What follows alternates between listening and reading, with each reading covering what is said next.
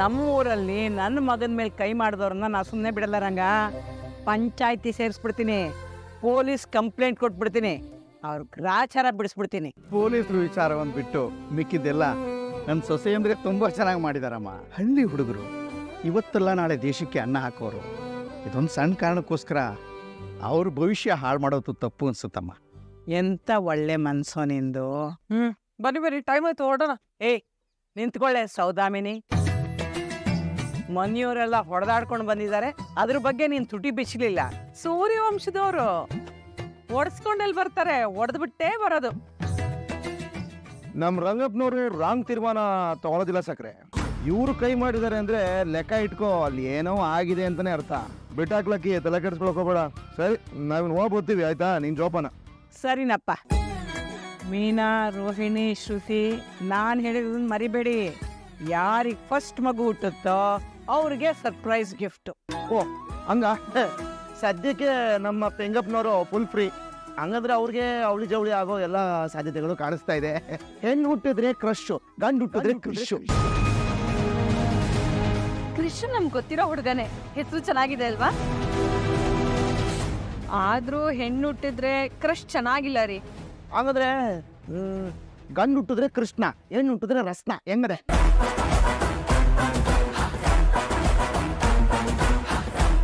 ಅವನೊಬ್ಬ ಅಜಯ್, ನಾವು ಹೋಗಿ ಬರ್ತೀನಿ.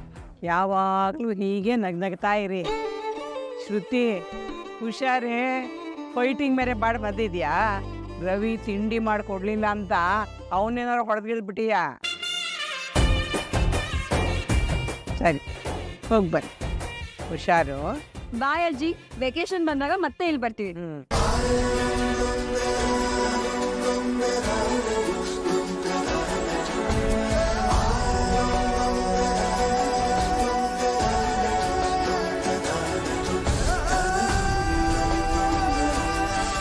ಇಷ್ಟ ದಿನ ಎಲ್ಲರೂ ಇದ್ರು, ಇಷ್ಟು ದೊಡ್ಡ ಮನೆ, ನಾವಿಬ್ರೇ ಅಮ್ಮವ್ರೆ. ಮನೆ ಬಿಕ್ಕೋ ಅಂತದೆ. ಮೂರ್ಖಿ ಮನೆ ಆಗಲಿ, ಆ ಮನೇಲಿರೋ ಮುದುಕರಾಗಲಿ ಯಾವಾಗಲೂ ಒಂಟಿನೇ ಕಣೆ. ಇದೆಲ್ಲ ಇದ್ದಿದ್ದೆ, ಏನು ಮಾಡೋಕ್ಕಾಗಲ್ಲ, ಅನುಭವಿಸ್ಬೇಕು. ಬಾ.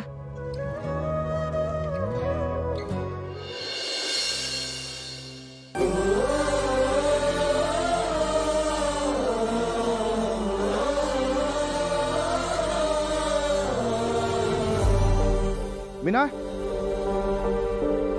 ಬೈಲಿ ಹೋಗಿ ಬೇಗ ರೆಡಿ ಆಗ್ಬಿಟ್ಟು ಅಂಗಡಿ ಓಪನ್ ಮಾಡು. 4 ದಿನದ ಅಂಗಡಿ ಕ್ಲೋಸ್ ಆಗಿದ್ರು. ಎಷ್ಟು ಜನ ಫೋನ್ ಮಾಡಿ ವಿಚಾರಿಸ್ಕೊಂಡ್ರು ಗೊತ್ತಾ?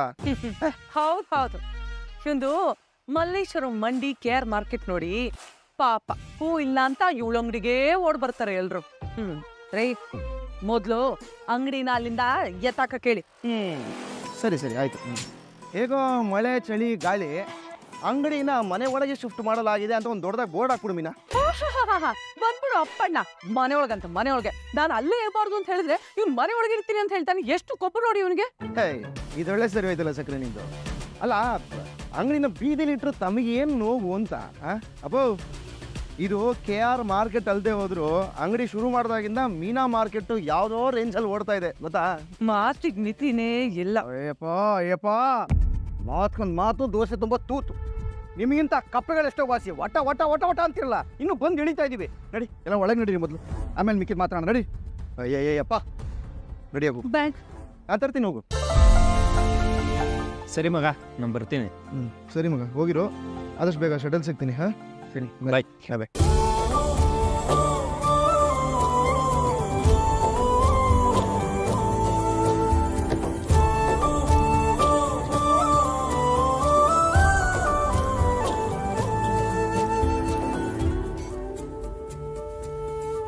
ರೋಹಿಣಿ, ನಿಮ್ ಮಾವ ನಮ್ಮ ಮನೆಗ್ ಬಂದಿದ್ದು ನನಗಂತೂ ತುಂಬಾ ಖುಷಿ ಆಗೋಯ್ತಮ್ಮ.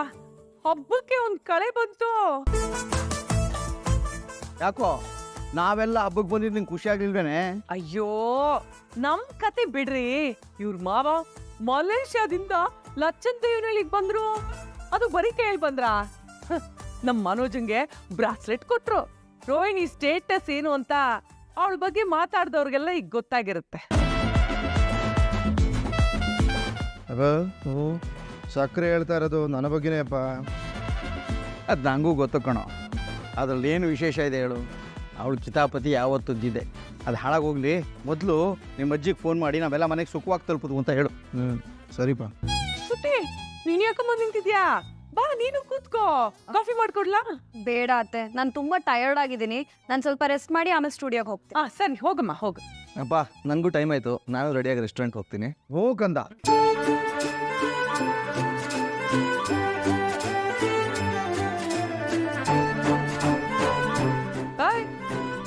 ಏನು ಬ್ಯಾಗ್ ತಗೊಂಡು ಸೀದಾ ರೂಮ್ಗೆ ಹೋಗಿ ಸೆಟ್ಲ್ ಆಗ್ಬಿಡೋಣ ಅನ್ಕೊಂಡ್ಯಾ? ಅಲ್ಲಿ ಅಜ್ಜಿ ಅನ್ಕೊಂಡು ಏನು ಕೆಲಸ ಮಾಡದೆ ತಪ್ಪಿಸ್ಕೊಂಡ್ಬಿಟ್ಲು. ಇಲ್ಲಿ ಹಾಗೆಲ್ಲ ಆಗಲ್ಲ, ಇದು ನನ್ನ ಮನೆ. ನಾವು ಮರುಗುಳಿಗಳು, ಇದು ನಿಮ್ಮನೆ ಅಂತ ನಾವು ಮರ್ತೋಗ್ಬಿಡ್ತೀವಿ. ನೀವು ಒಂದು ಕೆಲಸ ಮಾಡಿಬಿಡಿ, ಈ ಮನೆ ಪೇಪರ್ನ ತಮ್ಮ ಕುತ್ತಿಗೆಗೆ ಹಾಕೊಂಬಿಡಿ. ಇದು ನನ್ನ ಮನೆ, ಇದು ನನ್ನ ಮನೆ ಅಂತ 1000 ಸತಿ ಬಡ್ಕೊಳ್ಳೋದು ತಪ್ಪತ್ತೆ. ಹೌದಾ? ಈ ಒಳ್ಳೆ ಐಡಿಯಾ ಕಣೆ. ರೀ, ನಾನು ಇವನ ಹತ್ರ ಮಾತಾಡ್ತಿಲ್ಲ ಅಂತ ಅವನಿಗೆ ಹೇಳ್ಬಿಡಿ. ಏಯ್ ಹೋಗಲ್ರಿಗೂ ಕಾಫಿ ಮಾಡ್ಕೊಂಬರ ಹೋಗಿ. ಅತ್ತೆ, ಮೊದಲು ಹೋಗಿ ಅಂಗಡಿ ಓಪನ್ ಮಾಡಿ ಬರ್ತೀನಿ. ದೊಡ್ಡ ಅಂಗಡಿ, 100 ಜನ ಕ್ಯೂ ನಿಂತಿದ್ದಾರೆ ಅಂಗಡಿ ತೆಗಿತಾಳ ಅಂತ ನೋಡ್ಕೊಂಡು ನಿಂತ್ಕೊಳಕ್ಕೆ. ಹೋಗಿ ಕಾಫಿ ಮಾಡು. ಅಲ್ಲ, ಹೇಳಿದ್ರು ಅಂಗಡಿ ನಿಂತಿದ್ದಾಳಲ್ಲ, ಮೊದ್ಲೋಗಿ ಕಾಫಿ ಮಾಡೆ. ಎಲ್ರಿಗೂ ಕೆಲ್ಸಕ್ಕೆ ಹೋಗೋ ಟೈಮ್ ಆಯ್ತು. ಆಮೇಲೆ ಹಾಗೆ ಮೆಣಸಿನ ಸಾರು ಮಾಡ್ಬಿಡು. ನನಗೆ ಯಾಕೋ ಈ ಓಡಾಟ ಹಳ್ಳಿ ಯಾವುದು ಸೆಟ್ಟೇ ಆಗಿಲ್ಲ. ಬಿಸಿ ಬಿಸಿಯಾಗಿ ಮೆಣಸಿನ ಸಾರು ಕುಡಿದ್ರೆ ಸ್ವಲ್ಪ ಹಿತ ಅನ್ಸುತ್ತೆ. ರೋಹಿಣಿ ತುಂಬ ಸುಸ್ತಾಗ್ತಿದೆ, ಬಾ ರೂಮಲ್ಲಿ ಹೋಗಿ ರೆಸ್ಟ್ ಮಾಡೋಣ. ಯಾವಾಗ ನೋಡಿದ್ರೆ ರೂಮು ಅಂತ ಸಾಯ್ತಾ ಇರ್ತೀಯಲ್ಲೇ. ಅಲ್ಲ, ಅದ್ರಲ್ಲಿ ಏನಾದ್ರು ಒಂದು ದೊಡ್ಡ ಖಜಾನೆ ಏನಾದ್ರು ಇಟ್ಟಿದ್ಯಾ? ಹೆಂಗೆ ಹೆಂಗ್ ಕತೆ? ಇದು ಒಳ್ಳೆ ಕಥೆ ಐತಲ್ಲ. ಅವ್ನ ರೂಮ್ಗೆ ಅವ್ನು ಹೋಗ್ತಾನೆ, ನಿನಗೇನೋ ಪ್ರಾಬ್ಲಮ್? ನೀನು ಹೋಗಿ ನಿನ್ನ ರೂಮಲ್ಲಿ ಬಿತ್ಕೋ. ನೀವು ಹೋಗಪ್ಪ, ಹೋಗು. ಮನೋಜ್ ಬನ್ನಿ, ನಾವು ಹೋಗೋಣ. ನೀನು ಮಾಡಿರೋ ಕೆಲ್ಸಕ್ಕೇನೆ ನಾನು ನಿಮ್ಮಪ್ಪ ಚಳಿಯಲ್ಲಿ ಮಲ್ಕೊಂಡು ಕಷ್ಟಪಡ್ತಿರೋದು. ಇರುವ ಭಾಗ್ಯವನೆನೆದು ಬಾರದೆಂಬುದನ್ನು ಬಿಡೆ, ಸ್ವರ್ಗಕ್ಕಿದೆ ದಾರಿ. ಮುಕ್ಕಲ್ಲಿರೋ ಪದಗಳೆಲ್ಲ ನಿಮ್ ಬಾಯಲ್ಲೇ ಇರುತ್ತಲ್ರಿ. ನಿನಗೆ ಹಾಲಲ್ಲಿ ಮಲ್ಗೋದಕ್ಕೆ ನಿಜವಾಗ್ಲೂ ಕಷ್ಟ ಆಗ್ತಿದೇನೆ ಶಾಂತಿ? ಕಷ್ಟ ಏನಾಗ್ತಿಲ್ಲ ರೀ, ಪ್ರಾಣ ಬಾಗಿಲ್ವರೆಗೂ ಹೋಗಿ ಬಂದು ಮಾಡ್ತಿದೆ ಅಷ್ಟೇ. ಸರಿ, ಹಾಗಾದ್ರೆ ಮಹಡಿ ಮೇಲೋ ಅಥವಾ ನಮ್ಮ ಮನೆ ಹೊರಗೋ ಒಂದು ರೂಮ್ ಕಟ್ಸಿದ್ರೆ ಹೇಗೆ ಅಂತ ಏನಂತೀಯ? ಮನೆ ಮೇಲೆ ರೂಮ್ ಕಟ್ಬಿಟ್ರೆ ಈ ಮೀನ ಪರ್ಮನೆಂಟ್ ಆಗಿ ಇಲ್ಲೇ ಇದ್ದು ಬಿಡ್ತಾಳೆ. ಇವಳನ್ನ ಇಲ್ಲಿಂದ ಓಡ್ಸಕ್ಕಾಗಲ್ಲ, ಬೇರೆ ಏನಾದ್ರೂ ಮಾಡ್ಬೇಕಲ್ಲ. ಏನೇ ಉತ್ತರನೇ ಇಲ್ಲ, ಮೌನವಾಗ್ಬಿಟ್ಟೆ? ಅದು ಎಲ್ರಿಗೂ ರೂಮ್ ಇದೆ ರೀ. ನಮ್ ಶ್ರುತಿ ಇದೇ ಊರಲ್ಲಿ ಸಾವುಕಾರರ ಮಗಳು ರೋಹಿಣಿ, ಅವ್ರಪ್ಪ ಮಲೇಷ್ಯಾದಲ್ಲಿ ಕೋಟ್ಯಾಧಿಪತಿ. ಅವ್ರಿಗೆಲ್ಲ ರೂಮಲ್ಲೇ ಇದ್ದು ಅಭ್ಯಾಸ. ಆದ್ರೆ ಮೀನಾ ಮನೆಯವರು ಬಿಸಿಲಲ್ಲಿ ಒಣಗ್ಕೊಂಡು ಮಳೆಯಲ್ಲಿ ನೆನ್ಕೊಂಡು ಒದ್ದಾಡ್ಕೊಂಡು ಹಾಲಲ್ಲೇ ಹಾಸ್ಕೊಂಡು ಮಲ್ಗೋ ಜನ. AC ರೂಮ್ ಕೇಳ್ತಿದ್ದಾರೆ, AC ರೂಮ್ನ.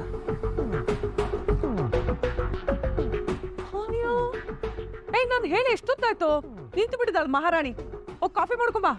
ಒಂದೊಂದು ಕೆಲಸ ಮಾಡಲ್ಲ ಮನೇಲಿ.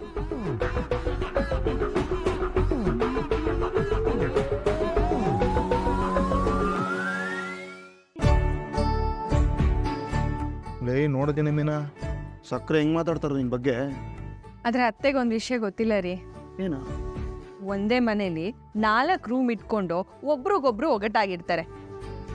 ಆದ್ರೆ ನಾವು ಒಂದೇ ಮನೇಲಿ 1 ರೂಮ್ ಇಲ್ದಲೆ ಒಬ್ರಿಗೋಸ್ಕರ ಒಬ್ರು ಒಗ್ಗಟ್ಟಾಗಿದ್ವಿ. ಲೇ, ಎಂತ ಮಾತಾಡಿದ್ವಿ, ಸೂಪರ್ ಆಗಿತ್ತು. ಲೇ ಮೀನಾ, ಸಕ್ಕರೆ ಮುಂದೆ ಹೋಗಿ ಸೇಮ್ ಟು ಸೇಮ್ ಅದೇ ಡೈಲಾಗ್ನ ಹಂಗೆ ಬಿಸಾಕ್ಬಿಟ್ಟು ಹೇಳ್ತೀನಿ. ಬಿಸಾಕ್ತೀನಿ. ನಾನೇನಾದ್ರೂ ಅವ್ರಿಗೆ ಹೋಗ್ಬಿಟ್ಟು ಬಿಸಾಕಿದ್ರೆ ಅವ್ರು ನನಗೆ ಸರಿಯಾಗಿ ಬಿಸಾಕ್ತಾರೆ.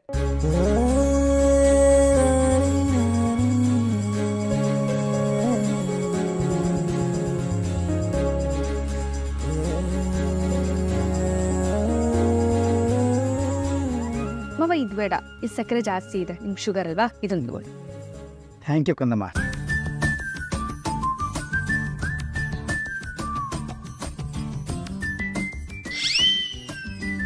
ಏನಿದು, ಇಡೀ ಸಕ್ಕರೆ ಡಬ್ಬನ ನನ್ ಕಾಫಿಗೆ ಸುರಿದ್ಬಿಟ್ಯಾ ಹೇಗೆ? ನಾನು ಸರಿಯಾಗಿ ಹಾಕಿದ್ದೀನತ್ತೆ, ನಿಮಗ್ ಜಾಸ್ತಿ ಅನಿಸ್ತಿದ್ಯಾ? ಕಹಿಯಾದುದನ್ನೇ ಸಿಹಿಯಾಗಿದೆ ಅಂತ ಹೇಳೋ ನಿನ್ನ ನಾಲ್ಗೆ ಸಿಹಿ ಮಾತನ್ನ ಆಡೋ ಟೈಮಲ್ಲಿ ಯಾಕೆ ಯಾವಾಗಲೂ ಕಹಿ ಮಾತನ್ನೇ ಆಡ್ತಾ ಇರುತ್ತೆ? ಅಯ್ಯೋ, ನಿಜವಾಗ್ಲೂ ಇದ್ರಲ್ಲಿ ಸಕ್ಕರೆ ಜಾಸ್ತಿ ಇದೆ ರೀ. ನಾಲ್ಗೆ ಅಲ್ವಾ? ನಿಮ್ಮನ್ನು ಇರಿ, ನಾನು ಮತ್ತೆ ಕುಡ್ದ್ಬಿಟ್ಟು ಹೇಳ್ತೀನಿ. ಕುಡಿದ್ ನೋಡು.